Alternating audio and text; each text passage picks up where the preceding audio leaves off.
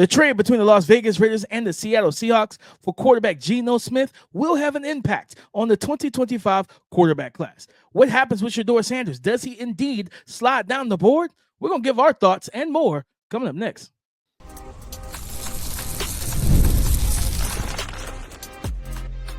You are Locked On NFL Draft, your daily podcast covering the NFL Draft. Part of the Locked On Podcast Network, your team every day. Welcome back to the Locked On NFL Draft Podcast, your daily podcast covering your favorite draft prospects, part of the Locked On Podcast Network, your team every day. I'm your boy, Damian Parson. I am an offensive draft analyst over with Bleacher Report. That's my guy, Keith Sanchez. He is a director of scouting with the Draft Network and 2019 national champion with those LSU Tigers. And as always, guys, thank you for making Locked On NFL Draft your first listen today and every day. Shout out for being our every days. We got a fun show to talk about. Got some relevant news. Geno Smith was traded from the Seattle Seahawks to the Las Vegas Raiders. We're going to talk about the impact that's going to have on the 2025 NFL Draft quarterback class, underrated tight end prospects, and then we're going to talk about how good is interior defensive lineman Darius Alexander out of Toledo. But before we get to that, today's episode is brought to you by FanDuel. Right now, new customers can get $200 back in bonus bets when your first $5 bet wins. Keith, Geno Smith, the trade that happened a couple days ago before the weekend, and it's right after the combine. They always say the combines with a lot of trades and all that type of stuff really gets ironed out. And a week later, after the combine, we get a trade. Seattle Seahawks trading away their starting quarterback, Geno Smith, to the Las Vegas Raiders. And Keith, I thought about what, from a two-part situation. Number one, which quarterback does this impact the most in the 2025 NFL draft class? I'm going to go to Shedeur Sanders because that was the ideal landing spot for Shedeur was the Raiders, right? It was Tennessee talking about, we might draft Travis Hunter or Abdul Carter. There's a lot of talks about the Giants trading up to one, even if they were to get Aaron Rodgers, trading up to one and getting Cam Ward, right? So that was the spot that I'm like, all right, I know there's a lot of talk coming out of the combine. Shedeur might slip. He might fall down the board. And I was like, man, if he's fallen to 6, I know the Raiders are taking him. But now with Geno Smith coming in and not just trading for Geno Smith, Keith, they're talking about Geno Smith wants a extension, right? So it might be a 2-year extension, $45 million. Do you like in that situation? Do you think that Shedeur slips down the board past him, or do they pull an Atlanta Falcons and say, you know what? Yeah, we spent the money, but just as a backup plan, we're gonna get the guy we want anyway.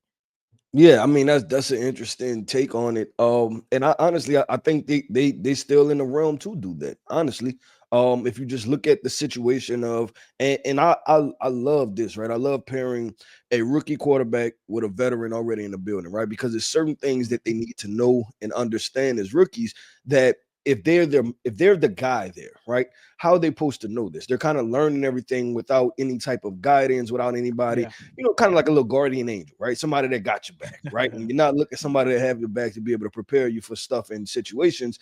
I look at it like that. So I don't necessarily think that the Raiders are completely out on quarterback. Like this trade doesn't say that to me that they're completely done with quarterback. No, and I think that's the, when I saw it, when I saw the trade went down, I thought about it. I was like, man, that might, and I saw people tweeting out like, man, this might take them out of the realm of taking the quarterback. And then I thought back to last year, we saw the Falcons pay big money to Kirk Cousins and then pick Michael Penix at 8, and the entire football world was looking at them, just kind of wondered what is the plan. And then, well, it kind of worked out because Kirk Cousins, the Achilles didn't look like it fully was healed or whatnot. He didn't look the same post Achilles surgery and recovery and everything like that. And then you start Michael Penix, and you saw the exciting things about him as a passer and the difference that he brings, his mobility, arm talent, things like that. And to your point, because Keith, we've always said on this pod, we don't believe in just throwing quarterbacks into rookie quarterbacks, day one starters, unless it's absolutely necessary. Right? Like it's different when you Trevor Lawrence and the Jacksonville Jaguars don't have that veteran. Like, yeah, you kind of have to play it, right? But you go back to even with Anthony Richardson, a lot of people don't know the actual plan for A. Rich was for him to actually sit. Like the Colts brass wanted to sit him and let Gardner Minshew start. But Minshew was so bad in camp that, it's and that's kind of that's the twofold thing of like you want to open camp up, let the fans be there, so forth and so on. And then when you open it up, and then now you got fans watching the veteran quarterback look worse than the rookie. And it's like, how do I tell my fan base we're going to start the veteran who's been way worse in camp? And now you start Anthony Richardson, and he doesn't have that voice or that mentor in a sense, right? Because you start Minshew, you let Anthony Richardson go out there and see just by watching. These are the things you don't do as a quarterback.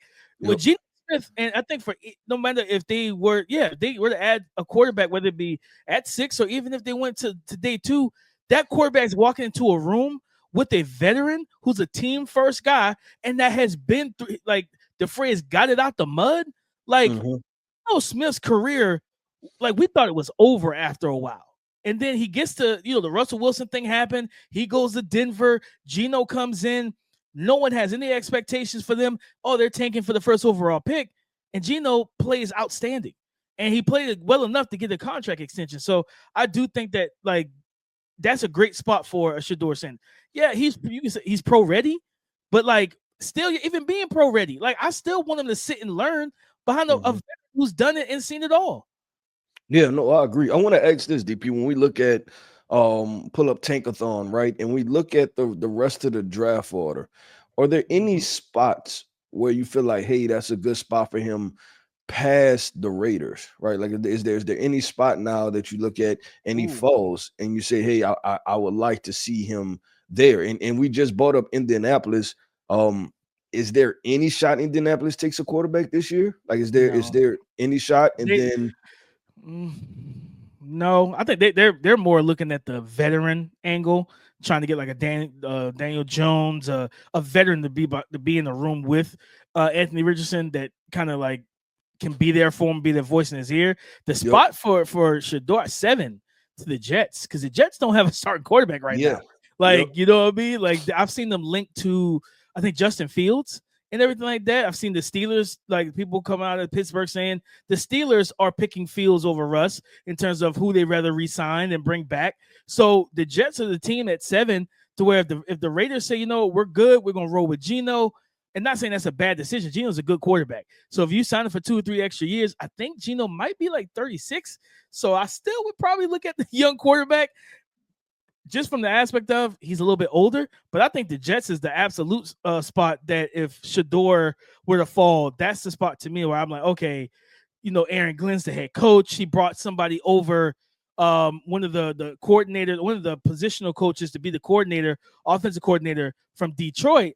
And you got to think about the fact of, could they get the same type of play, accuracy, pocket passer from Shedeur that they saw in Detroit with Jared Goff? But Keith, I want to throw out this. And I know what the talks are right now. At 18, the Seattle Seahawks were a 10-win team. You trade your quarterback. Now they're linked to Sam Darnold. And I'm like, is Sam Darnold enough? Even if you sign Sam Darnold to a 2-year deal, is Sam Darnold enough to say, I'm not taking a quarterback in round 1 of this draft? Because at the end of the day, I think this is the thing, and I always say this, Keith. It's one thing to perform like Sam. Nobody saw this season coming from Sam Darnold. Nobody. No. The Vikings didn't. Sam Darnold didn't. None of us did. So it's like now that you're going to a Seattle Seahawks team, probably still have JSN. You probably still have DK Metcalf because they say they might be able to smooth that situation over. But the Seattle Seahawks is a team that I don't think Sam Darnold has proven. He's got 1 year of proven production. I don't think that's enough to say, you know what, if Shedeur falls, or if we really like Jackson Dart, or if we really like Milroe, if you like him enough to take him in round 1, I don't know if Sam Darnold is enough to keep me from doing that. Yeah, no, and I like I said, this is, and it seems like this is the theme, right? That all of these veteran quarterbacks moving, and then all of these teams needing quarterbacks. This seems like the year to where you just do the veteran rookie pairing, right? Like that should just be what you do because of who the veterans are. And a lot of these guys either have question marks or they're at the back end of the career, right? If you sign a Kirk Cousins, you still want a rookie, right? Sam Darnold, you're probably still unsure. There's certain veterans that you go after. Aaron Rodgers, you probably still want a rookie because like, hey, this situation can just go all bad, or he could be done in a year, right? So you want to figure that part out. But DP, let's talk about a playmakers, right? And we usually leave that term for the wide receivers, man. But the tight end prospects, let's talk about some of these underrated tight end prospects in this draft class where the rookie quarterbacks might need a little help across the middle of the field, right? So we're going to get into these tight end prospects coming up next. This is a message from our sponsor, Intuit TurboTax.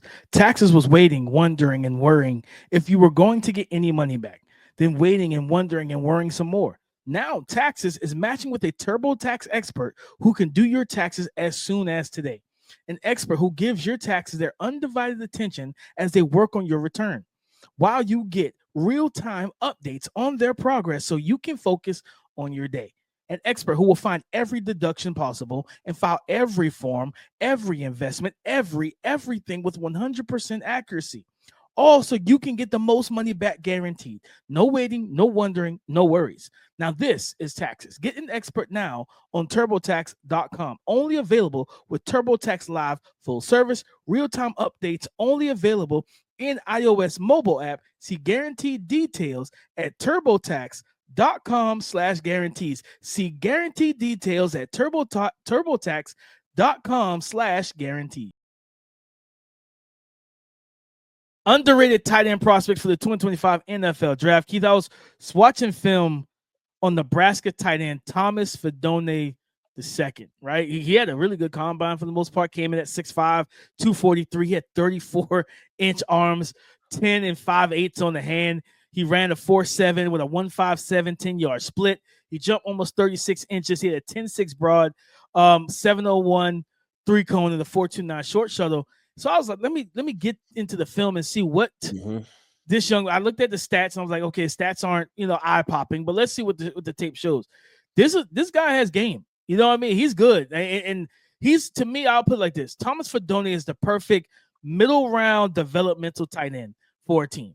And I look at his game, like I think he had his freshman year, I think he got hurt, so it was like he wasn't able to really play as much. But the sophomore and then this past year, junior year.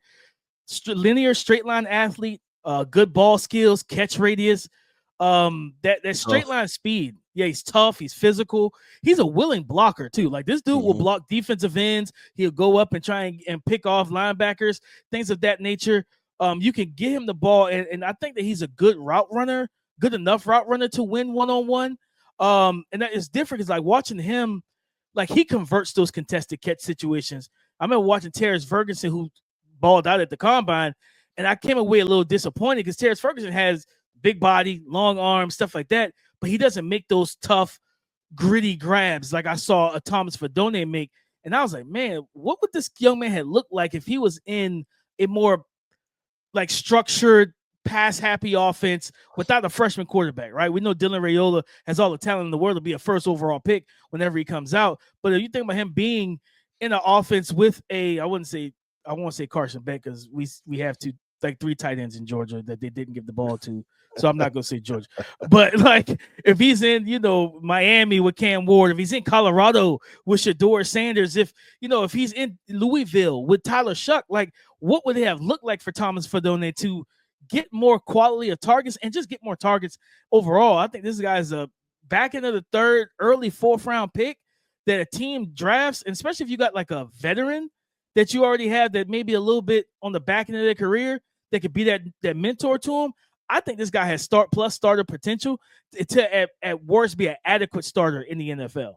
Yeah, he seems like one of those guys, DP, that may ultimately get drafted in the 4th, 5th round, but then they play 10 years in the NFL, right? Like he's gonna grit and kind of grit this thing out and make a career for himself. And I foresee him having an impact on teams, right? When he finally really gets an opportunity to get the football, teams throw the football to him. I think he's going to make something of it and play well. He just seems like, and obviously have an opportunity to be around him at the Senior Bowl and then the Combine, right? Like the way he carries himself, you see the aura, you see the mannerisms, you see he seems like an NFL football player. Like this guy is a guy that you want on your football team. So I agree with that 100%. DP, the guy I was going to go with, kind of just sent a little shot at my guy, right? Oh, Terrence Ferguson. That's what I was gonna go with. But I mean, we know how DP feels about him now. So, but I'm gonna still talk about him. Listen, I agree with you on the contested catch stuff and probably playing more physical. I think this though, you're talking about being at the NFL Combine and at his size and frame, running a 4.6, right? Like that's first of all, that's really impressive. And then when you watched him at Oregon, I see.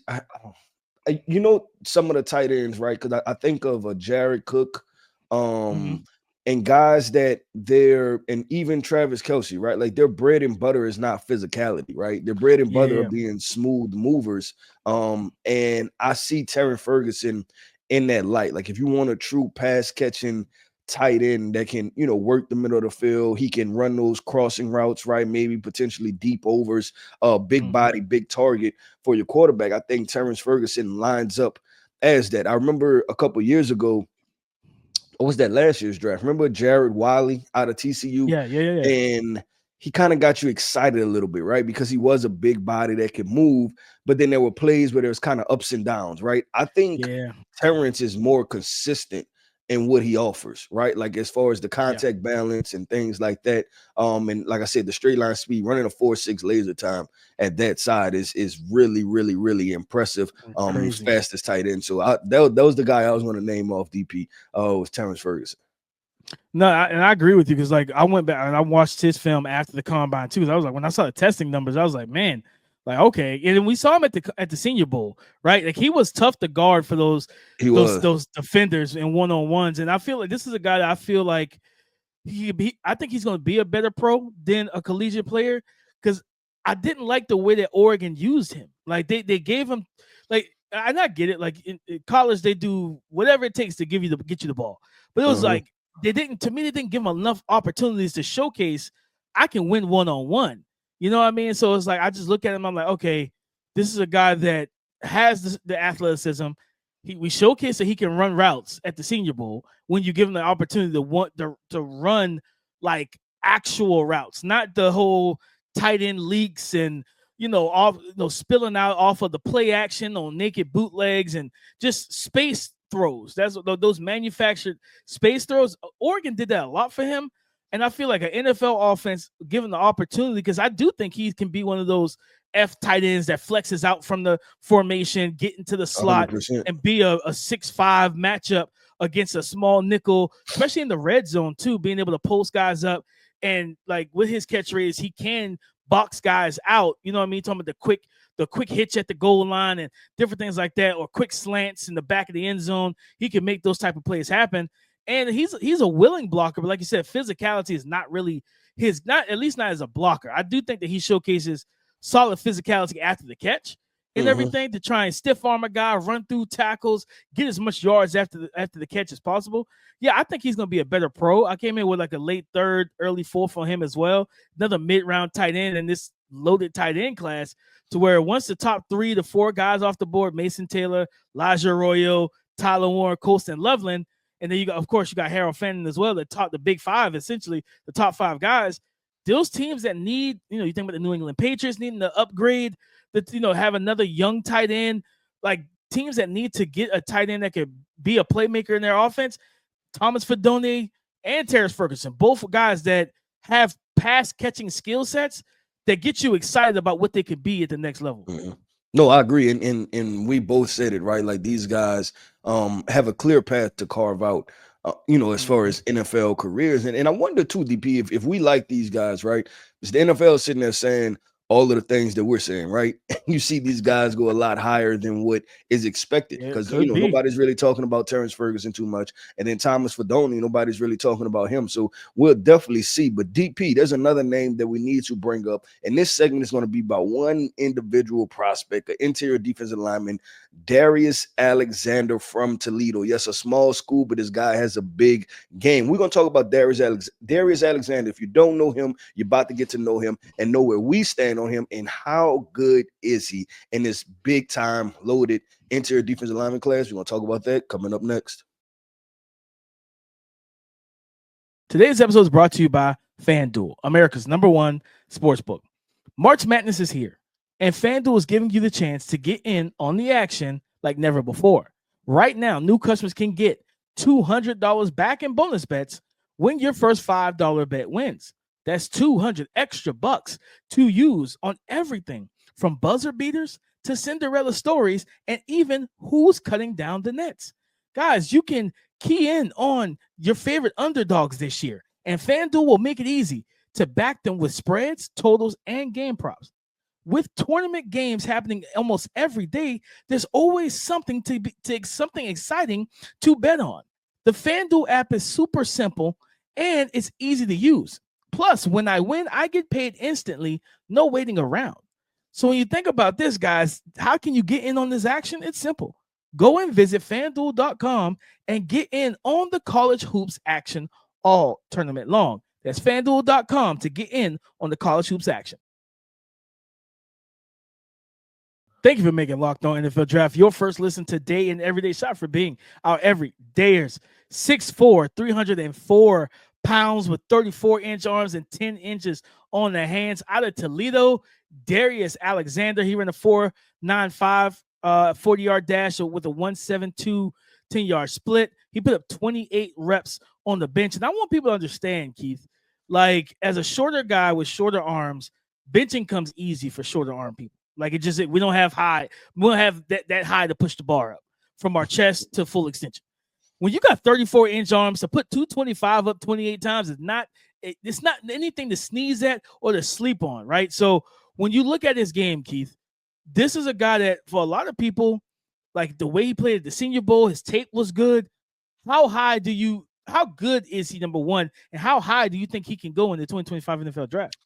Yeah, so how high could he go? DP, I think he can go as high as the second round, to be completely honest. I think about smaller school guys from in years past. Remember like a Travis Jones from UConn, right? And those guys, but I think they're different players. He's different stylistically. Of course, yeah. And I've just went through the Senior Bowl film again, right, to rewatch a couple different guys, and he is a guy that consistently pops off the film, especially in the one-on-ones. He wins his reps, right? You talk about a small school guy, but first of all, he has a big frame. He has explosive first step. You can tell he has functional strength, right? And who I think about is, that stretch last year to where we kind of had the Jerzon Newton. Then it was, I think, Ruka Roar. Like it was like 5 to 7 defensive linemen, I want to say. Like it was a couple of them at the top end of the second round, like that first 15 picks of the second round. This is another guy where NFL teams could say, you know what, we like him. We're going to go ahead and draft him, right? And I think he can be well deserving of it because the motor is impressive. He played in the Senior Bowl, went against the top schools, and he didn't look out of place. He actually made some of the top school players look out of place. So right. I like Darius Alexander. No, I do too, Keith. I think like watching him at the Senior Bowl, like he was impressive, right? The ability to collapse the pocket, win one-on-one. The arm length, like when you watch guys that have long arms, like just with arm length in general, for me it's not an end all be all, because if you watch boxing, you see like they always do the tail of the tape. This guy has a reach advantage, but if you don't know how to punch with the reach advantage, it's nullified. If you don't know how to use the length, and he knows how to use that wingspan to stack, shed, keep those shorter arm interior offensive linemen from getting a hold of his shoulder pads and his jersey. He does a good job with that, but also like he gives you that kind of positional flexibility where he can play that 2-eye. He plays the 3-tech. I think 3-tech is with his body type and everything. I think 3-tech is like the spot form. 3-tech or 4-eye is where you really want to utilize him to where he could be that one gap collapser, one gap penetrator, especially on third downs. I think this guy could be a 3-down player. He defends the run well. He's strong. He anchors for the most part. I look at him as I think second round for sure. I think I saw 1 or 2 mocks where he went round 1, and I was like, in this D line, in this interior defensive line class, that's tough for me because it's like, all right, who are you putting him over? You know what I mean? So, who are you bumping out of round 1 for that? Yeah, let's have this conversation though. Let's go through a couple interior defensive linemen. Are you taking him or are you taking Derek Harmon? Oh, Derek Harmon. Are you taking him or are you taking a Tyleik Williams? Ooh, no, so I'm actually taking Darius Alexander. Yeah. So I'm taking Darius in that situation. okay, I'm gonna do a couple more. You taking him or you taking Deion Walker? Mm. Darius. Okay, and I'm gonna wrap it up with one more name. Let's find one more name that's fun. Him or you taking Kenneth Grant? I'm gonna up the ante a little bit and see where we at. I'm gonna take Grant. I'm gonna take Grant. Okay. Slightly, yeah. And so what I wanted to do was just kind of put it in context for the people, right? Because one thing to say that like, hey, really like this prospect is good, Yeah. but some of those names, when you're talking about the Derek Harmons, the Tyleek Williams, they may be more known names in the draft community, but to properly place him where how we feel about him, like is going to take like, understanding where we like him in that capacity. So Yeah. I think this DP that I look at this interior defensive lineman class, it's probably only going to be 3 guys I have with first round grades. And that'll probably be Mason Graham, Walter Nolan, Kenneth Grant. And then I think now it jumps into that second group for me with the Omar Norman Lots. I would put my guy TJ Sanders from South Carolina, but I would put Darius Alexander in there too, as far as just a prospect that I like in that second group of guys. Keith, and I'm gonna throw this comp out there to you, and let me know how you feel about it. David Onyemata, who used to be with the Saints. I think is he with the Falcons now? I think he's with the Falcons. Yeah, I think he's with the Falcons now. But for a comp for similar body type, 6'3", 300 pounds, I think he came into his pro day. His pro day measurements were 33 and a quarter on the arm, with an 82 and a quarter inch wingspan. He put up 33 reps of 225 pounds on the bench at his pro day. When you hear that comp, does that for Darius Alexander to David Onyemata, does stylistically, body type wise, does that fit for you? Yeah, I don't mind it at all, DP. In with David, he's not a big name, right? But a very productive and important piece to a defense. And I see Darius Alexander doing the same thing, right? Like maybe he won't be a household name, but a very productive part. And when you watch the film, it's sometimes we watch an NFL film and you're going through it, and you're just like, nobody talks about this guy, but he's a very important piece, right? And I think that's how Darius Alexander's career will be. He would be a guy that, in 3, 4, 5 years, we see with a contract extension, and we're like, man, they paid him a decent amount of money. It's like, yeah, because when you cut the film on, you see how important he is to this defense, and you watching the film, you know it. No, 100%. I think, and you looking at the stats for David Onyemata, he's got 30 sacks overall in his career, and he's an interior defensive lineman that isn't like some super twitched up explode. He's not the Aaron Donalds, he's not of that type of athletic profile, but he still gets the job done. I think the highest sacks he had in his career was back in 2020 with the Saints. He had 6.5, right? And so you think about getting that, and if you can get that consistently, 5 to 6 sacks from an interior defensive lineman, and then he's not even your number one rush guy because you got actual edge rushers, unlike the Falcons that can get after the quarterback. Like, yeah, I sign me up for a guy like that.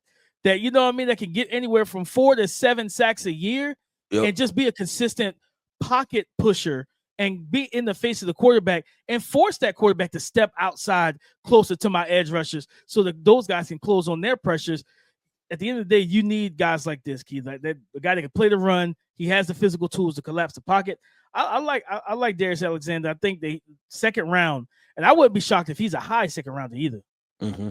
Yep, no, I agree with DP. That wraps up another episode, man, of the Locked On NFL Draft Podcast. I want to end this podcast off by saying shout out to our everydayers. Thank you for tapping in with us each and every single day.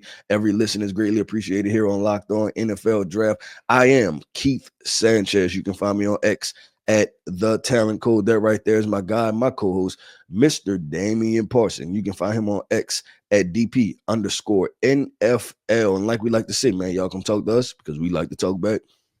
Go subscribe and follow for free on YouTube or wherever you listen to podcasts to get the latest episode as soon as it is available, guys. On tomorrow's show, I think we should do a little make the case, man. A lot of talk around wide receiver 1 after the combine.